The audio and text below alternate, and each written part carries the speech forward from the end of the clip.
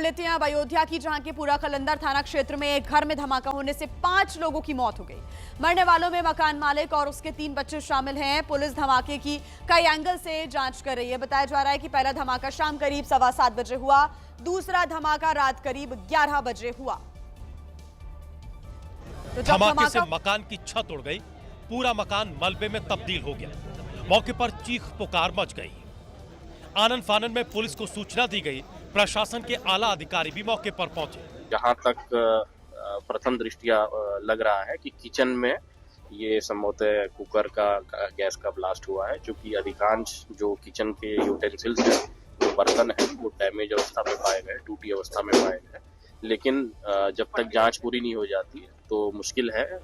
मौके से फटा हुआ कुकर और सिलेंडर बरामद हुआ है। ये मकान खेतों में बना हुआ था। प्रशासन ने रेस्क्यू ऑपरेशन चलाकर मलबा हटा दिया।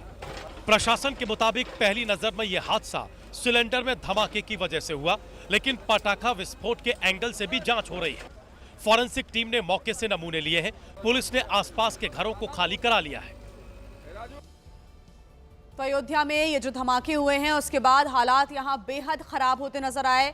जिस घर में ये धमाका हुआ उससे 20 मीटर की दूरी तक मौजूद घरों के टीन शेड्स के परखच्चे उड़ गए। ये धमाका कितना जबरदस्त था, इसका जायजा लिया हमारे संवाददाता विवेक राय ने। देखिए सामने की तस्वीरें जो हैं, कल तक यहाँ पर एक सुंदर सा मकान था जिसमें 3 कमरे थे, लेकिन आज ये पूरा का पूरा जो मकान है वो ज़मींदोज़ हो चुका है। पुलिस ने शुरुआती तौर पर यहाँ पर किचन में ब्लास्ट होने की बात कही थी।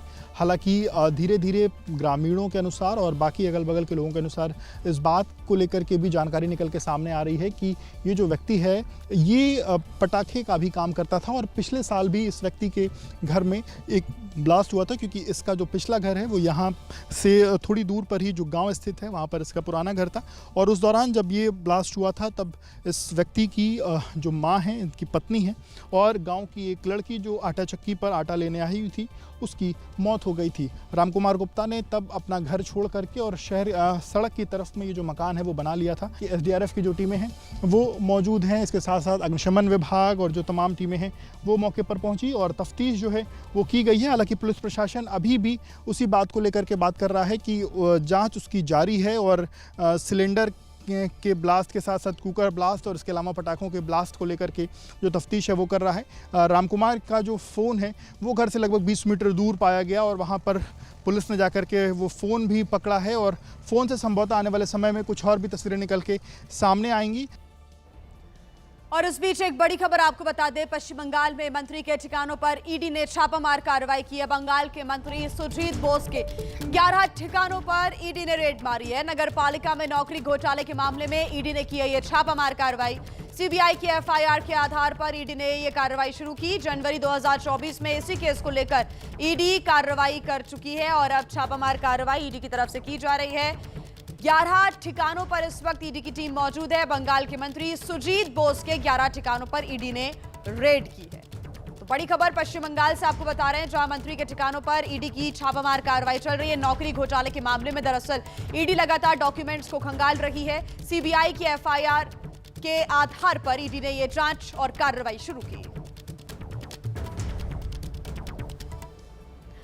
जम्मू कश्मीर के अनंतनाग में पैरा कमांडो का शव मिलने के बाद से सेना ने सर्च ऑपरेशन और ज्यादा तेज कर दिया है। जहां अनंतनाग के जंगलों में सेना के जवान चप्पा चप्पा खंगाल रहे हैं और इसी वजह से इलाके में सैनिकों का जो जमावड़ा है वो देखने को मिल रहा है। आपको बता दें कि सुरक्षा बलों ने 6 और 7 अक्टूबर की रात को आतंकियों की तलाश के लिए सर्च ऑपरेशन शुरू किया था, जिसके बाद भारतीय सेना के 2 पैरा कमांडो लापता हो गए थे, जिनमें से एक पैरा कमांडो का शव अनंतनाग के जंगल में मिला है। जिसके बाद से सेना ने इलाके में सर्च ऑपरेशन तेज कर दिया।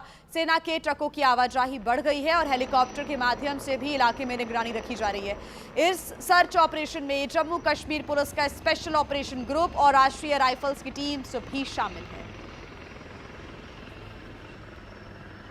तो सुरक्षा बलों का जो सर्च ऑपरेशन है वो चल रहा है और भी ज्यादा तेजी के साथ अब ये सर्च ऑपरेशन चलाया जा रहा है। आपको बता दें कि पैरा कमांडो 2 जवान जो कि लापता हो गए थे उनमें से एक का शव बरामद कर लिया गया है। अब एक शव के मिलने के बाद चौकसी और ज्यादा बढ़ गई है। दूसरे को जो ढूंढने का प्रयास है वो यहां पर किया जा रहा है। आतंकियों को ढूंढने के लिए टीम्स बनाई गई थी और जब सर्च ऑपरेशन चल रहा था उसी दौरान पैरा कमांडोज के 2 जो जवान हैं वो लापता हो गए थे, उनको अब खोजने का प्रयास किया जा रहा है और हेलीकॉप्टर के माध्यम से भी नजर रखी जा रही है।